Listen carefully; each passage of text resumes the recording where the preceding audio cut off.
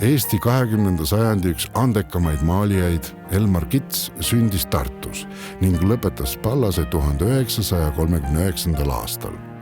Koos Kitsiga lõpetasid selle tugeva lennu teiste seas ka näiteks Lepo Mikko, Eduard Rüga ning Erich Pehap. Hoolimata alanud sõjast suutis Kits 1940. aastate esimesel poolel tänu oma isikupärasele maailmanägemisele ja loodustunnetusele luua varjundirikkaid kompositsioone Eestimaa kaunitest paikadest. Teda huvitasid valguse ja varju probleemistik ning nii avastas ta enda jaoks vastu päikest maalimise, mis aitas tal meisterliku koloristina värve erksamana esile tuua. Nii mängib ka maastik kadakatega valguse ja varju ning rohelise eri toonide kombineerimisega.